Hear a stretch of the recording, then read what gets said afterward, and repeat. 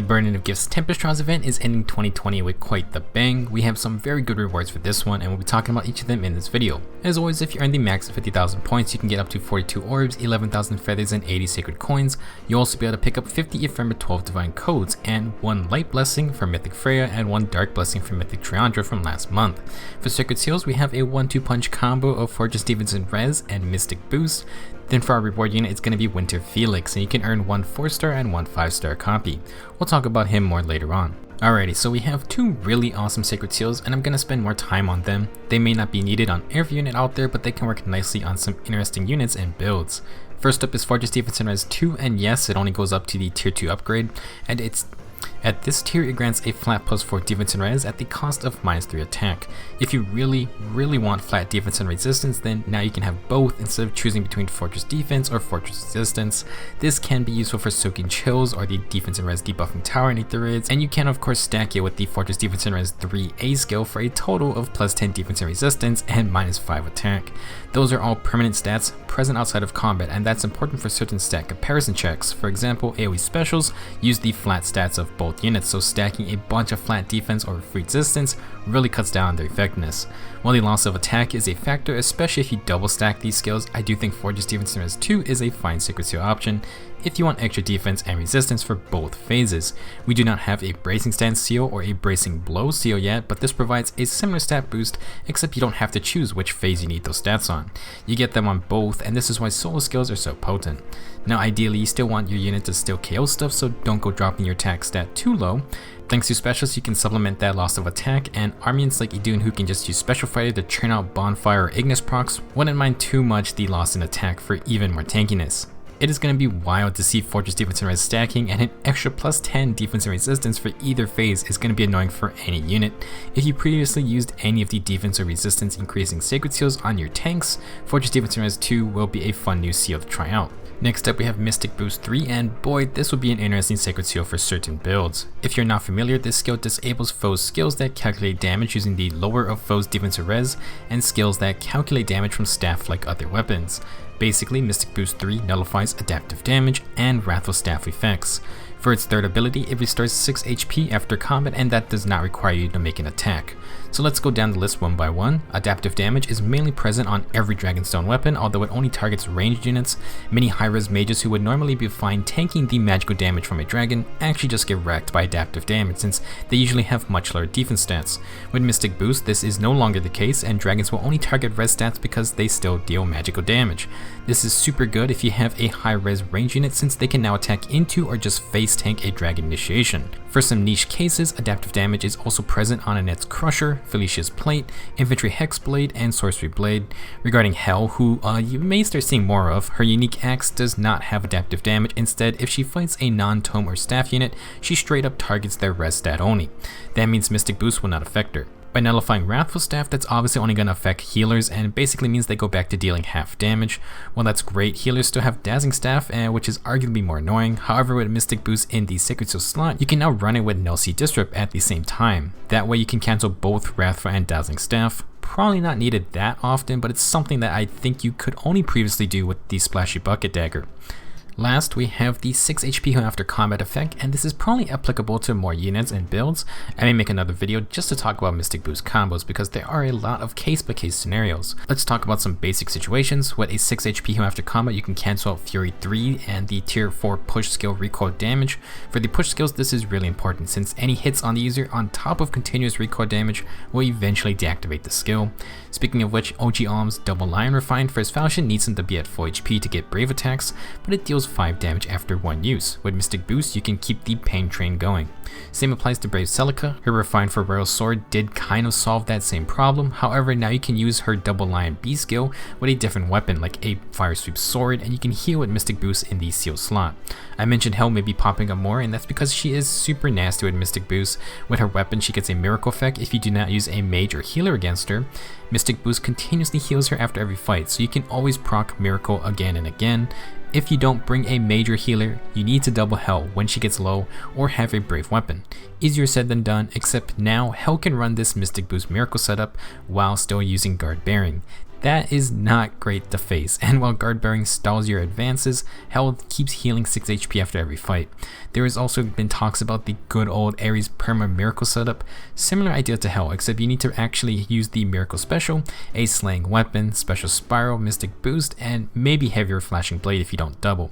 Obviously you could not have Special Spiral and Mystic Boost at the same time, so you needed someone like Ares whose Dark Mistletoe has Special Spiral on the weapon. Now this combo opens up to everyone, although you still need to meet a lot of conditions, and it's not an unbeatable build. One nasty unit who can have lots of fun with free healing is Legendary Corn with her Negating Fang special and Shield Pulse. Because she runs Negating Fang, she can use Aether's Soul, so Mystic Boost in the Seal slot is nice for longer fights. Last unit I want to end on before moving on is Oliver, kind of a meme refine unless we were going for a full res tanking route. 2 weeks later, and now we can get Attack and Res Unity, Attack and Res Oath from Winter Altina, and Mystic Boost as a Sacred Seal. Pair those with his plus 10 attack and res boost and 7 HP off his refine, and well, maybe they do plan these things out. There's a lot more Mystic Boost uses out there, but let's continue to our reward unit. I'm Felix. Smirk at this outfit and I'll run you through. Sylvain would enjoy this stupid festival, no doubt.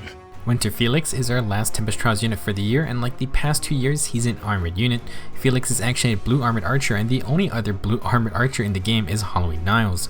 We only have 5 total armored archers, so getting a free one is certainly not bad. For stats, Felix is going to come with 44 HP, 38 attack, 37 speed, 32 defense, and 29 resistance. Not bad at all, very similar to Winter Hilda, just a few points lost here and there for being a ranged unit.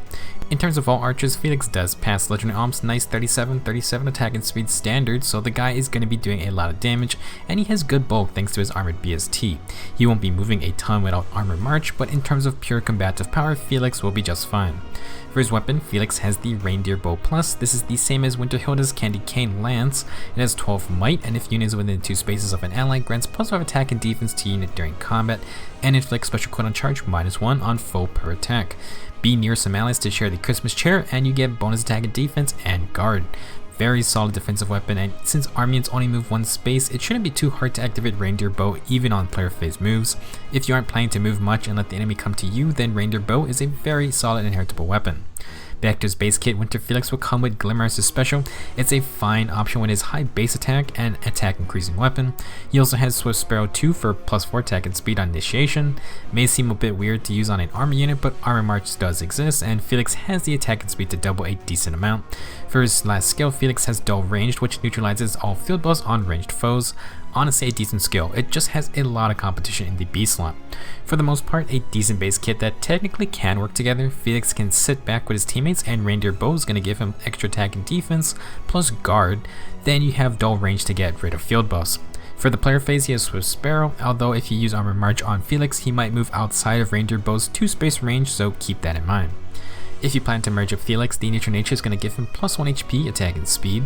Not bad if you don't want to spend trait fruits, and Felix won't have any super boons. As a new Gen 5 180 BST ranged armor unit, I don't think anyone's going to be sad about not being super optimal with boons. It will cost a lot of heroic grails to +10 Winter Felix, but good lord, I'm sure you will see him around just for his ridiculous amount of stats. Really scary looking unit at +10 merges, and he gets to abuse all those fun armor fighter skills. Like I mentioned earlier, with Winter Felix being added to the game, we only have 5 total armored archers. Halloween Niles is the only other blue archer in the class, and he's faster than Felix, but Felix has so much more BST to put into other areas. 180 BST compared to 164 BST is kinda nuts. If you want a new armored archer that is still really fast, then Dual Marth is at the top. He has his own unique bow and a dual skill, so definitely a fun unit. However, like every other armored archer except Felix, he's a seasonal 5-star only unit. If you want a +10 in armored archer without spending a ton of orbs and luck, well, the answer should be pretty clear. We do have some Hero Girl armored dagger users if you want a ranged armor unit to +10, so check out Winter Jafar or Winter Cecilia. For his base kit, if you don't want to change much, Felix can make it work with budget skills. Adding a little bit of speed can be helpful, so the Swift Sparrow Seal is fine, and maybe a speed refined Reindeer Bow. Now if you don't feel like being proactive, Felix can ditch Swift Sparrow for some bond skills. Having guard from Reindeer Bow is super nice in case he does get doubled, but you have a variety of different bonds to customize, and you can easily build from your speed. Speed and res bond is easy to get from Tempest and covers the missing stats on the Reindeer Bow. You can use any variant of bond sacred seals, and if you don't want to run quicker posts, you can use a Link B skill to buff up Felix and an ally. Now if you aren't going to double down on speed, Felix can just beef up his defense and resistance and run quick repose. Winter Felix on the banner does have attack and defense for him if you want to try it out, but we have attack and defense bond or sturdy stance as well. Sacred Seals can easily be something like distant defense or a brazen skill. If you are going to stay near the team or run with armor emblem, the Reindeer bow is a fine weapon to keep. If you're going to go all out on premium fodder, well, things get a whole lot more interesting. I feel like I never see an army unit without a fighter B skill because they are just so dang strong, and Felix has the free reign on which one you want to abuse. I've got 3 separate setups I want to talk about, but you can mix and match as you please. If you stick with Reindeer bow, you can run Vengeful Fighter or Special Fighter. A Unity A skill is pretty great since it matches the 2-space activation range, and Winter Altina brought us the attack and res version. Throw on your favorite C skill and Sacred Seal buffs or stat boosters and let the enemies come to Felix. Second, thanks to having a really good base speed stat, Felix is in a great spot to run Special Fighter. It does overlap with Reindeer bow's guard ability, but you can still use them together. However, if you have Midori, her Spendthrift bow plus is just so insanely strong and annoying. Plus 7 attack, minus 7 attack on the enemy at the cost of plus 2 special cooldown after a fight. Basically, you get more damage and take less damage than Reindeer bow, and with Special Fighter we still have guard. Thanks to the cooldown reduction of Special Fighter, we can easily bypass Spendthrift bow's harsh penalty and just run a 2 cooldown special like Noontime. If Felix tanks a hit, he charges up Noontime and he unleashes it on the counterattack. If he initiates and doubles, he can also proc 2 cooldown specials on his second hit, or he can run a 4 cooldown Ignis or Glacies for really big damage on enemies who do fight back. Midori is so nice that you can also grab Spendthrift bow with close foil, and then the usual scrappy skills like attack smoke or speed and res solo fill out the rest of the build. Replace the solo skill with a bond, stance, or even mystic boost. This Spendthrift plus Special Fighter build is just so stupid to face, and people use it on Valentine's Faye, who is super tanky but on the slower side. Felix will take more damage, but he can prevent more doubles from non-super fast units, and he can easily score some doubles of his own. To give some perspective, Norn is a really popular low rarity archer merge project, and her stats are really solid for all kinds of builds, including Spendthrift bow builds. Well, thanks to superior Gen 5 armored BST, Felix outdoes Norn in every stat, so just in terms of pure fighting power. A plus 10 Winter Felix, it will be a menace, and he can abuse Special Fighter, which is scary.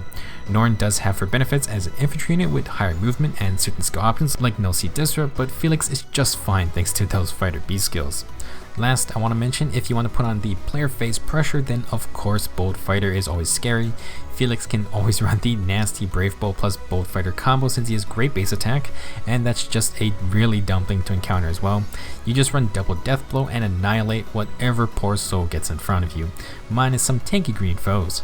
Since we got a high attack archer, we can't forget about the new Deadeye special. In the case Felix runs into the high speed close call type units, he can use Deadeye with a slaying bow to just 2-shot those annoying units. You can also change things up if you run into no follow up often. Slaying bow, Deadeye, close foil or close counter, and then Special Fighter. You tank 1 hit, counterattack with Deadeye, or your 3-turn special of choice. Like Winter Hilda, Special Fighter is just too dang good to pass up on, and I do think it's probably Felix's best option thanks to his good space speed stat.